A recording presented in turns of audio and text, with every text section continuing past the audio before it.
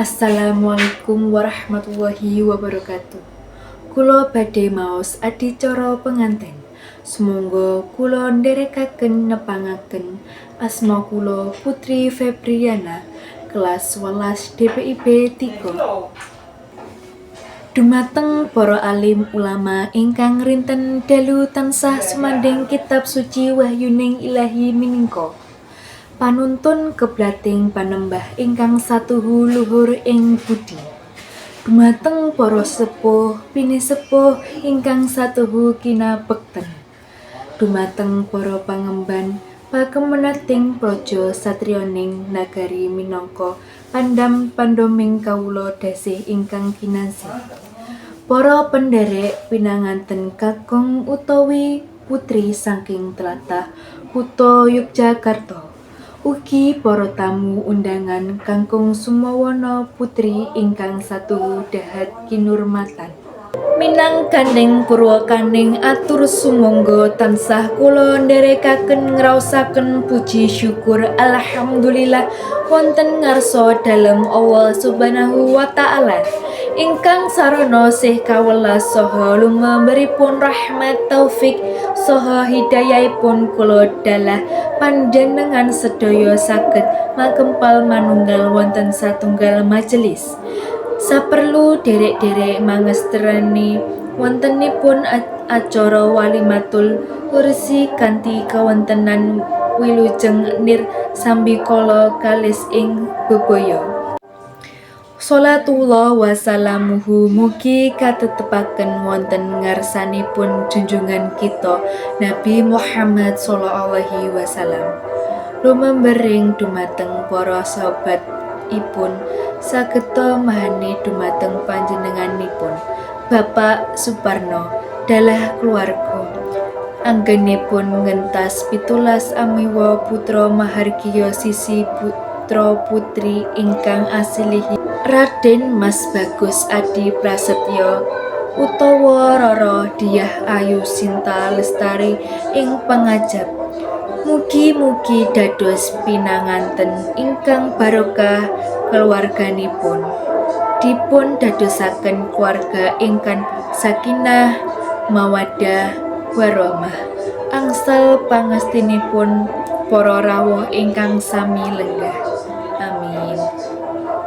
Sangunging tamu undangan kakung sumawa putri ingkang dahat kinurmatan.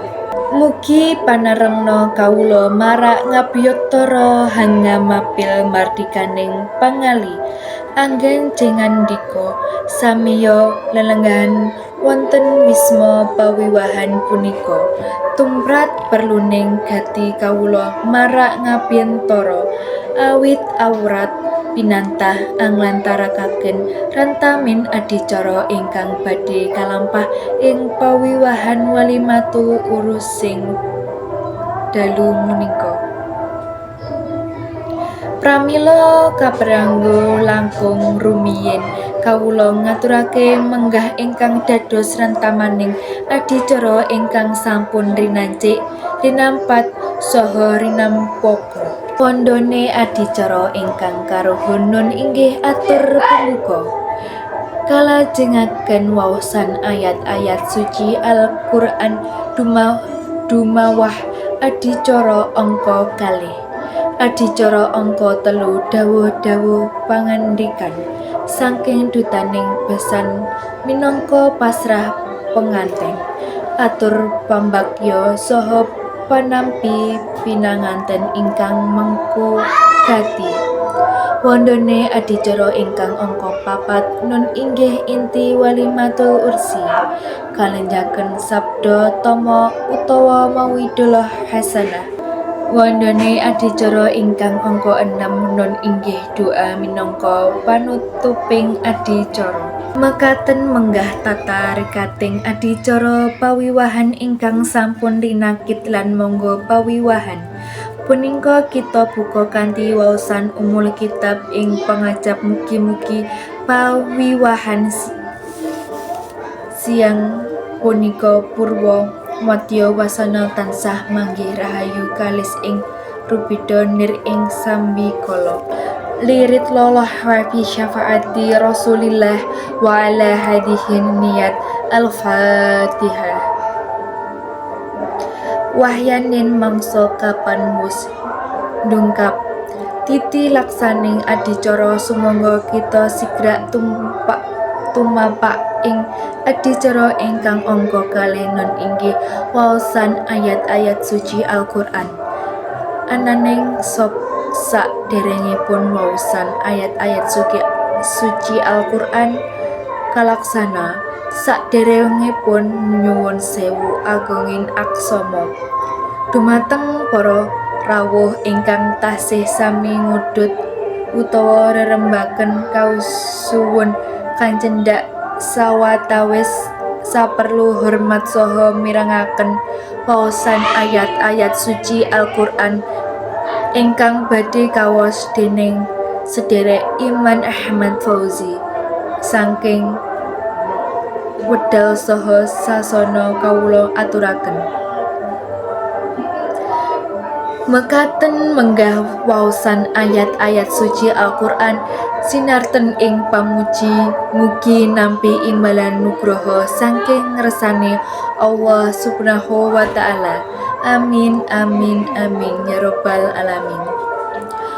Para rawuh kanggung sumawa putri ingkang dahat kinurmatan. Tumapak adicara ingkang angka 3 nun inggih atur pasrah saking kaluwarga pinanganten kanggung utawa putri pramila punika dumateng panjenenganipun bapak ingkang sampun kabiji hanjejeri minangka talang basa saking keluarga pengantin wedal saha kula aturaken. Mekanten mengah pasrah ingkang sampun cetot tatah saha titis tur trawaca. Salangajengipun inggih punika atur pembagya saha tampi pinganten saking mengku gati. Sejatosipun panjenenganipun Bapak Harjono badhe marak ngabiyantara sami saperlu nampi pasrah saking klawarga pinanganten kangkung utawa putri minangka ananging nanggih kabekta saking bombong miwah mangkongking manah karawana karepun engsih sedya ingkang sampun hanjenengi sangga boten kuwawi matur piyambak pramili menika badhe dipun suli sirarane dening Bapak Mulyono. Pramila dumateng panjenenganipun wekdal saha sesana kawula aturaken. Satuhu tatas titis wijang saha ngablang atur penampi ingkang sampun dipun aturaken. Lan monggo adicara wonten pawiwahan punika kita lanjutaken.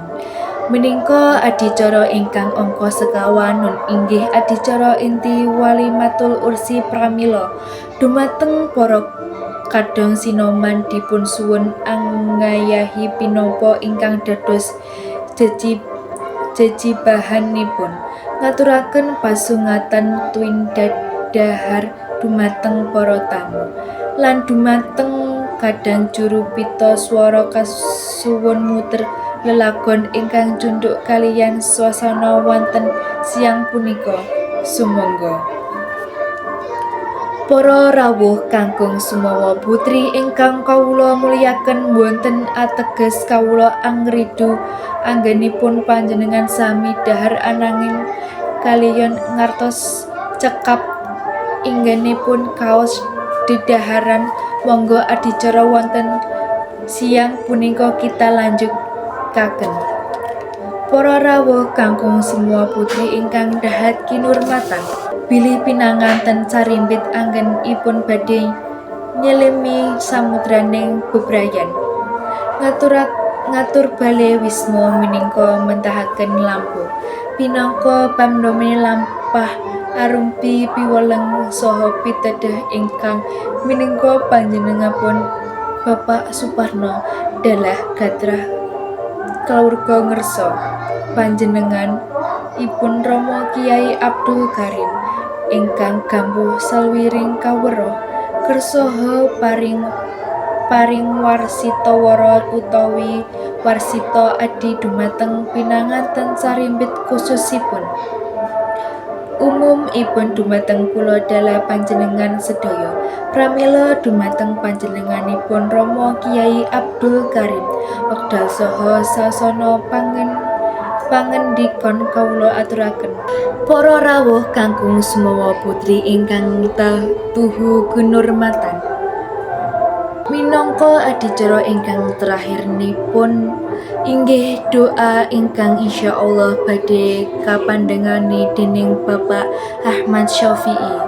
Ananging sakderengipun adicara doa kelaksanan kunjuk dumateng Bapak Suparno kaprengang hanjarengaken pinanganten kekalih kakanthi tumuju dumateng wiwaraning sasana pawiwahan saperlu nguntapaken kundoring para tamu saha nyuwun tambahing berkah pangestu. Lan saking kawula minangka pranata cara mbok bilih awal saengga akhir wonten solah bawa saha atur ingkang boten nuju prana kawula kajibah nyuwun ngongging pangaksami. Lan dumateng Bapak Ahmad Syafi'i wekdal saha sasana kawula aturaken. Wassalamualaikum warahmatullahi wabarakatuh.